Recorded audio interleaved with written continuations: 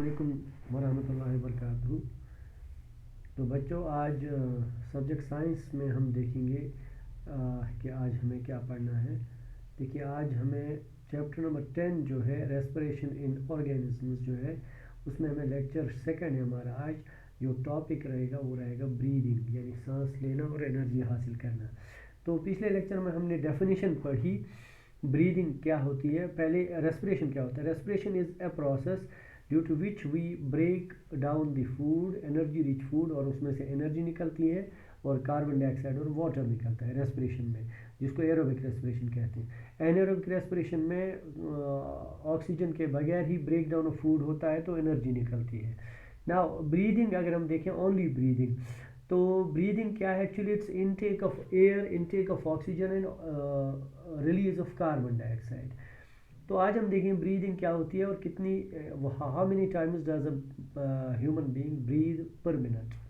तो देखते हैं। इसके लिए पहले हमें एक्टिविटी करनी है, लेकिन एक्टिविटी बड़े कॉशन से करनी है, बड़े मतलब जो है केयरफुल्ली करनी है, किसी बड़े शख्स की सुपरविजन में करनी है। अपने आप बच्चे ये ट्राई नहीं कर सकते हैं। तो देखिए करना क्या है, close your nostrils and mouth tightly and look at a watch.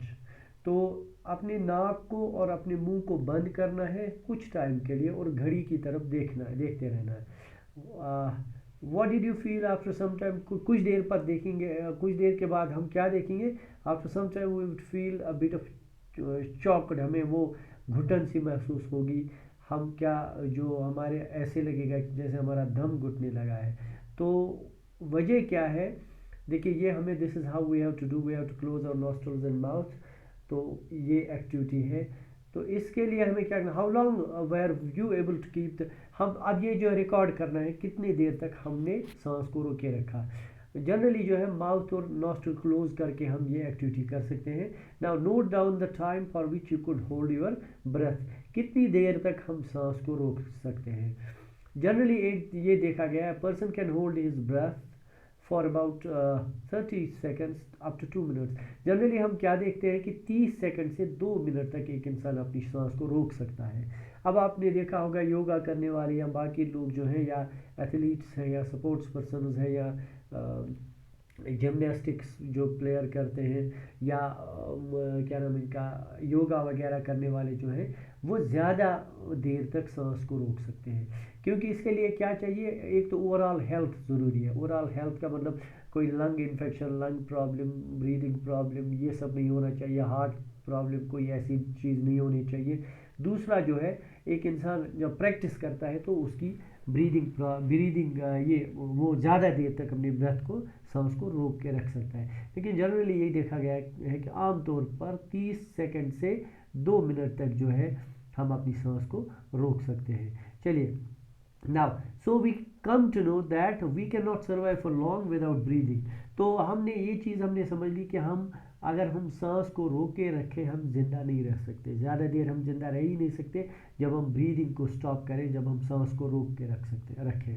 तो इससे ये हमें समझ आ गया कि सांस लेना हमारे लिए बहुत ज़रूरी है। सर्वाइवल के लिए ब्रीदिंग बहुत ज़रूरी है। Now breathing, what does it mean, taking in oxygen and giving out carbon dioxide. यानी हम ब्रीदिंग एक्चुअली है क्या, एयर हम ऊपर सांस खींचते हैं तो उसमें ज़्यादा वो एयर जो है रिच इन ऑक्सीजन होती है, और जो हम सांस छोड़ते हैं वो air rich in carbon dioxide होती है। तो now this taking in of air rich in oxygen and breathing out या giving out of air rich in carbon dioxide, ये होती है ब्रीदिंग। तो breathing can be defined like this, breathing means taking in air which is rich in oxygen and giving out carbon dioxide, giving out air which is rich in carbon dioxide। तो air oxygen की symbol देखिए, formula देखिए क्या है, O2 है, carbon dioxide की CO2 है। तो ये होगी हमारे, देखिए ब्रीदिंग इन में हम ऑक्सीजन लेते हैं, अंदर लेते हैं, और ब्रीदिंग आउट में हम कार्बन डाइऑक्साइड बाहर छोड़ते हैं। तो breathing involves the help of respiratory organ. जब हम ब्रीदिंग करते हैं, सांस लेते हैं, छोड़ते हैं, उसमें हमारे रेस्पिरेटरी ऑर्गन्स, बॉडी के कुछ ऑर्गन्स हैं, उनकी ज़रूरत पड़ती है। जैसे नोज़ हो गई, नाक, नॉस्ट्रल्स है, ठीक है, विंड पाइप है, ट्रेकिया जिसको बोलते हैं, लंग्स से जो कनेक्ट करती है, नोज़ को लंग्स से कनेक्ट करती है, उसको विंड पाइप बोलते हैं। फिर लंग्स है हमारे फेफड़े, फिर डायफ्राम मसल्स हैं, हमारे एब्डोमेन में मसल्स अंदर होते हैं जो लंग्स को और एब्डोमिनल ऑर्गन्स को, विसरल ऑर्गन्स जिनको बोलते हैं, उनको अलग अलग करती है। बीच में एक पार्टीशन होता है, थिन एक मस्कुलर पार्टीशन होता है। और एब्डोमेन है, पेट जो है, इसके एब्डोमेन के मसल जो है वो इसमें हमें हेल्प करते हैं ब्रीदिंग में। The taking in of air rich in oxygen in to the body is called inhalation. जब हम सांस अंदर लेते हैं, वो एयर जब हम अंदर खींचते हैं जिसमें ऑक्सीजन ज़्यादा होता है, तो उसको इनहेलेशन कहते हैं। जबकि इसके अपोजिट जो जब हम सांस बाहर छोड़ते हैं जिसमें ज़्यादा कार्बन डाइऑक्साइड होता है, उसको एक्सहेलेशन कहते हैं। So the taking in of air rich in oxygen and in to the body and is called inhalation, and giving out of air rich in carbon dioxide is called as carbon this exhalation. तो inhalation exhalation ये होता है। Now it's a continuous process, ये continuous process है। Inhale exhale करना, ये respiration करना continuous process है तब तक जब तक इंसान जिंदा रहता है। तो ये चलती रहती है through out the life of an organism. जब तक एक इंसान जिंदा है, कोई लिविंग ऑर्गेनिज्म जिंदा है, तब तक ये इनहेलेशन एक्सहेलेशन चलती रहेगी। देखिए ये है taking in of oxygen, this is inhalation, and this is leaving out या breathing out carbon dioxide, this is exhalation. ठीक है, ओके। देखिए यहाँ पे ये ग्रीन जो ब्लू जो इन्होंने दिखाया है, ये डायफ्राम है। डायफ्राम मसल्स जो है ये हमें ब्रीद इन और ब्रीद आउट करते टाइम जो है हेल्प करता है। Now the number of times a person breathes in a minute is termed as the breathing rate. Breath rate या ब्रीदिंग रेट क्या होती है? ब्रीदिंग रेट होती है कि एक इंसान 1 मिनट पे कितनी बार सांस लेता है, उसको ब्रीदिंग रेट बोलते हैं। Now during breathing rate inhalation and exhalation takes place alternately. तो ब्रीदिंग में क्या हम करते हैं, एक सांस हम लेते हैं, एक सांस छोड़ते हैं, लेते हैं, छोड़ते हैं। This is what goes on alternately, यानी पहले हम सांस लेंगे फिर छोड़ेंगे, सांस लेंगे छोड़ेंगे, इनहेलेशन और एक्सहेलेशन चलता रहेगा alternately. 1 breath means 1 inhalation plus 1 exhalation, यानी एक सांस लेना और एक सांस छोड़ना, इसको हम एक ब्रेथ कहते हैं, यानी एक सांस कहते हैं। ठीक है, okay. Now it's very easy to find out the breathing rate. Now हम आराम से किसी भी शख्स का, किसी भी हम दोस्त का, क्लासमेट का, कोलीग का हम ब्रीदिंग रेट चेक कर सकते हैं, पता लगा सकते हैं। देखिए कैसे लगाएंगे। Breathing rate is not constant. अब देखिए सबसे पहले हमें ये जानना चाहिए ब्रीदिंग रेट कांस्टेंट नहीं होता है हर शख्स के लिए, या हर कंडीशन में एक जैसी ब्रीदिंग रेट नहीं होती है। It depends upon the requirement of oxygen in the body, यानी बॉडी में जितना ऑक्सीजन ज़रूरत होता है उसी हिसाब से ब्रीदिंग रेट हमें रहती है। मान लीजिए कभी हम पहाड़ पे चलते हैं, उसमें हमें ऑक्सीजन ज़्यादा ज़रूरत होता है, तो ब्रीदिंग रेट भी वहाँ बढ़ती है। लिहाजा यही वजह है कि वी स्टार्ट टू पैंट, यानी वहाँ हमें फिर वो सांस चढ़ने लगती है, जिसको हम बोलते हैं अच्छो सांस खसन, यानी हमारी सांस फूलने लगती है जब हम किसी पहाड़ पे या कोई विग्रेस एक्सरसाइज करते हैं, क्योंकि वहाँ पे हमारी ब्रीदिंग रेट इंक्रीज होती है। Now we can find it out by doing the following activity. अब हम ये एक्टिविटी करेंगे जिससे हमें पता लगेगा कि ब्रीदिंग रेट क्या होती है और किस तरह हम पता लगाएंगे किसी पर्सन की breathing rate. Generally we are not aware of the, हाँ, अक्सर हमें ये पता ही नहीं होता है कि हम ब्रीदिंग कर रहे होते हैं, सांस लेते छोड़ते इनहेलेशन एक्सहेलेशन करते होते हैं। ये हमें जनरली, क्योंकि हम इस चीज़ की तरफ ज़्यादा ध्यान नहीं देते तो ज़्यादा हम इसका हमें पता भी नहीं रहता है। लेकिन अगर हम ट्राई करेंगे, हम गिन सकते हैं अपनी ब्रीदिंग रेट, हम सांस लेना छोड़ना ये गिन सकते हैं, जिससे हमें अपना ब्रीदिंग रेट पता चलेगा। For example, breathe in and out normally, हमें क्या करना है, नॉर्मली करना है ब्रीद इन एंड आउट, यानी आराम से सांस लेना और छोड़ना है, जिस तरह हम नॉर्मल कंडीशंस में करते हैं। Find out how many times you breathe in and breathe out in a minute, फिर हमें पता लगाना है कि 1 मिनट में हमने कितनी बार सांस ली और सांस छोड़ी, यानी एक बार सांस लेना छोड़ना जो है वो एक ब्रेथ हो गया। यानी हमें काउंट करना है कि हमने 1 मिनट में कितनी बार ब्रीद किया, सांस ली और छोड़ी कितनी बार, तो उसको हम 1 मिनट की ब्रीदिंग रेट कहते हैं। Do you inhale the same number of times that, हाँ, कॉमन सेंस की बात है, जितनी बार हम सांस लेंगे उतनी बार ही हम सांस छोड़ते भी हैं, इसमें कोई फ़र्क नहीं आएगा। ऐसा होता ही नहीं है कि हमने सांस ली फिर सांस छोड़ेंगे, नहीं, ये कंटिन्यू चलता रहता है।